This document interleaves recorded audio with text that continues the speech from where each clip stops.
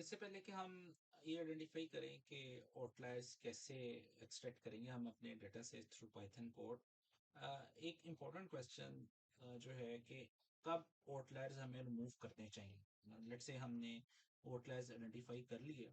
अब क्या is it right time to remove the outliers और शुड वी रिमूव इट और शुडंट वी, और maybe we have to ignore ignore that. तो ये कौन से ऐसे सिनेरियोज हैं जब हमें आउटलायर्स रिमूव करने चाहिए। तो ये बहुत इंपॉर्टेंट है। इसको हम क्विकली डिस्कस कर लेते हैं। अ, अब इससे रिलेटेड जो अगर आप सोर्स लिंक देखना चाहते हैं, यहाँ से आप सोर्स लिंक पे जा सकते हैं। ये आपको लिंक अवेलेबल भी हम कर देंगे। तो ये इसकी पूरी जो लेक्चर अभी ये यहाँ से एक्सट्रैक्ट किया गया। अच्छा जी, लेट्स से एक सिनेरियो है। इसके अंदर आप अगर देखें, अगर ये आपको डाटा सेट्स नजर आ रहा हो और ये आपको बता रहा है कि 0 से लेकर 11 साल के एज के लोगों का हमारे पास ये डाटा है। 12 से 17 लोग, इतने लोग हैं हमारे पास, इतने इतने हैं। तो ये आपको एक यहाँ पे नजर आ रहा है कि एक एक रिकॉर्ड जो है वो 105 प्लस का है। तो ये आउटलायर है। तो क्या इस आउटलायर को हमें रिमूव कर देना चाहिए? तो मे बी ये डाटा हो किसी उसका इकट्ठा करने का, इंफॉर्मेशन किसी भी सोशल सर्विस का, कि अब उसमें ये वाला जो आउटलायर है, ये मे बी हमें रिक्वायर्ड नहीं है, क्योंकि ये एज है और एज शायद इतनी ज्यादा एज वाला जो है वो वैल्यू शायद हमें नहीं चाहिए हो। तो इसमें हम इसको इस तरह के डाटे को हम इग्नोर कर सकते हैं कि इसमें 15 प्लस का है, मे बी इधर जो लिखा हुआ है दैट इज 356। तो ये तो हम वी नो कि ये पॉसिबल ही नहीं है इतनी एज। तो ये वाकई आउटलायर है। तो इस तरह का डाटा जो है नॉइज है। तो ये नॉइज को हम हमें रिमूव कर देना चाहिए। लेकिन सेम केस अगर हम देखें नेक्स्ट सिनेरियो में, तो लेट्स से ये क्रेडिट कार्ड की ट्रांजैक्शन का डाटा है। क्रेडिट कार्ड की बहुत ज्यादा ट्रांजैक्शन जो है वो नॉर्मल होती हैं और उसमें कोई फ्रॉड नहीं होता, जो मैक्सिमम है। लेकिन कुछ ऐसी ट्रांजैक्शन है जो फ्रॉडलेंट है। तो इसमें हमने लेजिटिमेट और फ्रॉडलेंट ट्रांजैक्शन के डाटा पॉइंट्स को ड्रॉ किया हुआ है। तो इसमें हमें नजर आ रहा है कि ये वाली जो ट्रांजैक्शन है ये ज्यादा जो है वो ये फ्रॉडलेंट है, और ये वाली जो है वो बहुत ज्यादा ट्रांजैक्शन जो है वो नॉर्मल है, लेजिटिमेट है। तो इसमें से अब क्या इन आउटलायर्स को हम रिमूव कर दें? नेचुरली इन आउटलायर्स को हम रिमूव नहीं कर सकते, वो इसलिए कि ये क्रिटिकल डाटा है। और मे बी हम इंटरेस्टेड हो सिर्फ और सिर्फ ऐसी ट्रांजैक्शन में जो फ्रॉडलेंट है। तो उस केस में ये आउटलायर्स को हम कह के इसको रिमूव नहीं कर सकते, ना हमें करना चाहिए। तो पॉइंट ये है कि इन दोनों केसेस के अंदर आउटलायर डिपेंड करता है हमारा एक्चुअली हम करना क्या चाहते हैं, हमारा ऑब्जेक्टिव क्या है, डेटे से हम क्या कैलकुलेट करना चाहते हैं। तो जो हम डेटे से कैलकुलेट करना चाहते हैं, तो एक्चुअली उसी तरह हम इसको आउटलायर को ये डिसाइड करेंगे रिमूव करना है या नहीं करना। तो अगर मैं इसको समराइज करूं इन पॉइंट्स को, तो उसमें ये है कि some time data is completely wrong. Outlier actually noise होते हैं, वो गलती से डाटा एंट्री हो जाती है। जिस तरह अभी एक एज वैल्यू अगर 350 आ रही है, तो ये तो अब नॉर्मल डाटा है, ये हमें पता है कि ये हो ही नहीं सकता, पॉसिबल नहीं है।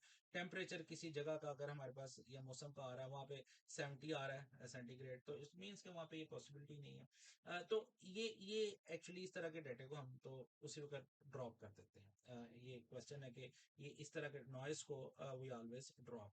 उसके बाद सेकंड ये है कि हमारे पास बहुत ज्यादा जो है डाटा सेट है, और हम जो है वो नॉर्मल डाटे के ऊपर काम करना चाहते हैं। हम चाहते हैं कि हमारा जो ट्रेनिंग हो या हम जो मॉडल बनाए मशीन लर्निंग का या प्रेडिक्टिव एनालिसिस का, वो नॉर्मल डाटा के ऊपर हो, वो आउटलायर्स से इसका कोई ताल्लुक ना। तो उस केस में भी हम आउटलायर्स को सेफली रिमूव कर सकते हैं, क्योंकि अगर हमारा सिस्टम या मॉडल जो है वो नॉर्मल डाटा पे ट्रेंड होगा, तो वो ज्यादा बेहतर परफॉर्म करेगा।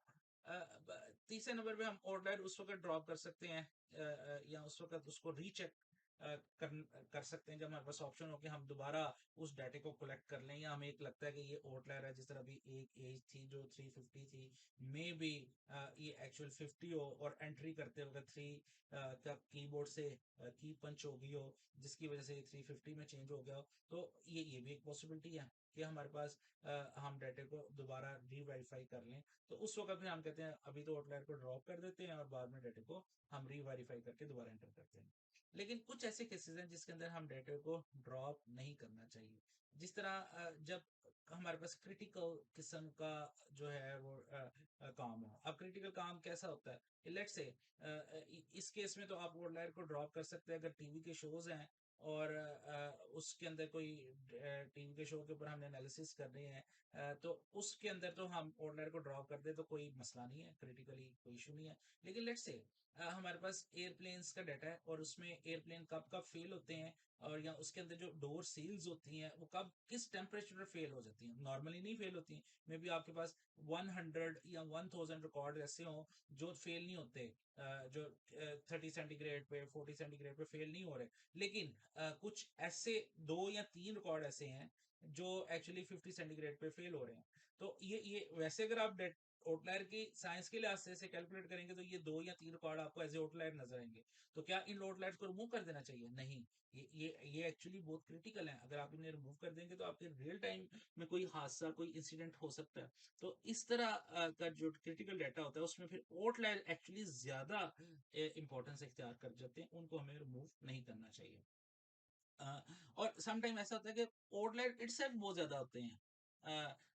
वो इतने ज़्यादा होते हैं कि जो एक्चुअली उनको इग्नोर करना इटसेल्फ हम डाटे को जो है वो कोई बड़ी अहम इंफॉर्मेशन को लूज़ कर रखते हैं। तो जब वो आउटलायर इटसेल्फ बहुत ज़्यादा हो तो we need to maybe explore it more, हमें देखना चाहिए कि क्या इसकी वजह से कोई और डिफरेंस इश्यू तो नहीं क्रिएट हो रहा, कोई और इन्फॉर्मेशन तो नहीं डाटा में बता रहा, कोई इंटरेस्टिंग चीज तो नहीं हमारे सामने आ रही।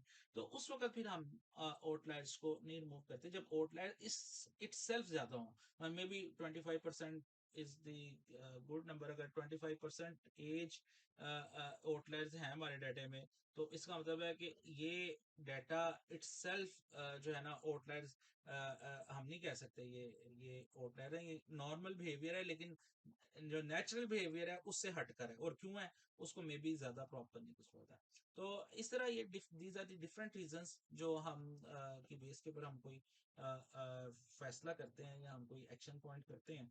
तो अब हम देखते हैं कि आउटलायर्स को हम हमारे पास जो डाटा सेट है उसमें से कैसे निकालेंगे और कैसे आइडेंटिफाई करेंगे। अभी हम यही जूम करेंगे आउटलायर्स आर नॉट गुड, जो आउटलायर्स है उनको हम निकाल देंगे। अब ये डिसीजन करना आउटलायर्स नहीं है ठीक है या कब निकालना है, वो एक अगेन बिजनेस डिसीजन हो सकता है। हम जब बिजनेस के को देखें वहां से हमें हर प्रॉब्लम टू प्रॉब्लम ये चीज वेरी करेगी।